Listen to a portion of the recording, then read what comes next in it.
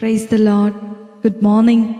ప్రభువైన యేసుక్రీస్తు వారి నామమున మీ అందరికీ కూడా ఉదయకాల శుభములను తెలియజేస్తూ ఉన్నాను. దేవుని యొక్క కృప, దేవుని యొక్క సన్నిధి, దేవుని యొక్క చిరకాల ఆశీర్వాదాలు ఎల్లప్పుడూ మీ కుటుంబాల మీద నిలిచి ఉండాలని మేము అనుదినము ప్రార్థన చేస్తూ ఉన్నాం. దేవుని యొక్క వాక్యము చాలా అద్భుతమైనది. ఈ వాక్యము జుంటి తేనె దారాల కంటే మధురమైనది. అందుకనే యేసుతో అనుదిన ఆత్మీయ ప్రయాణం అనుదినము మన జీవితంలో ఉండాలని మా ఈ ప్రయత్నం. నేటి దినవాక్యము యెషయా గ్రంథము 66వ అధ్యాయము 13వ వచనము. ఒకని తల్లి వానిని ఆదరించినట్లు నేను మిమ్మను ఆదరించెదను, యెరూషలేములోనే మీరు ఆదరింపబడతారు. హల్లెలూయా. నా ప్రియమైనటువంటి దేవుని బిడ్డలారా, ఈ ఉదయకాల సమయంలో ఆదరణ లేక, ఓదార్పు లేక, దిగులుతో చింతిస్తున్నట్లయితే ఈ వాగ్దానము మీ కొరకే. ప్రభు మిమ్మలను ఆదరించుటకు శక్తిమంతుడై ఉన్నాడని ఈరోజు దేవుడు మీతో మాట్లాడుతున్నాడు. మన జీవితంలో ఎన్నో బాధలు, ఎన్నో భారభరితమైనటువంటి సమస్యలు మనం ఎదుర్కొంటూ ఓదార్చేవారు లేక, సలహా ఇచ్చేవారు లేక, ఆదరించేవారు లేక చింతిస్తూ కృంగిపోతూ ఉంటాం. కానీ మనలను ఆదరించటానికి ప్రభు అయినటువంటి యేసుక్రీస్తు వారు ఈ భూమి మీదకు మనుష్య కుమారుడుగా వచ్చి ఉన్నాడు.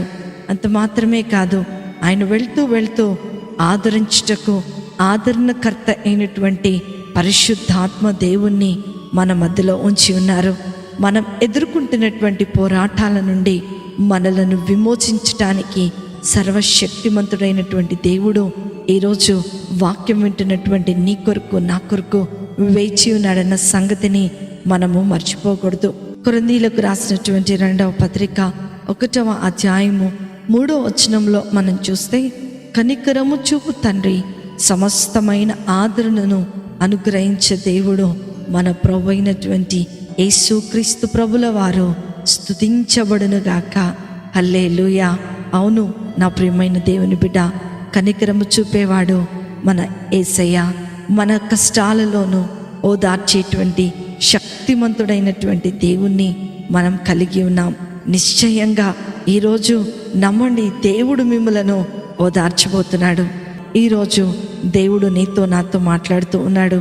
నీ సమస్యను చూచి నువ్వు భయపడుతున్నావేమో, నీవు దిగులు పడుతున్నావేమో, నలిగిన హృదయము గల వారిని దృఢపరచుటకు, చెరలోనున్న వారికి విడుదలను, బంధింపబడిన వారికి విముక్తిని ప్రకటించుటకు యెహోవా సంవత్సరమును, మన దేవుని ప్రతిదండన దినమును ప్రకటించుటకును, దుఃఖాక్రాంతులందరినీ ఓదార్చుటకును, సియోనులో దుఃఖించు వారికి ఉల్లాస వస్త్రములు ధరింపచేయుటకును, బూడిదకు ప్రతిగా పూదండను, దుఃఖమునకు ప్రతిగా ఆనంద తైలమును, భారభరితమైన ఆత్మకు ప్రతిగా స్తుతి వస్త్రమును వారికిచ్చుటకు ఆయన నన్ను పంపి ఉన్నాడు అంటున్నాడు యెషయా గ్రంథకర్త.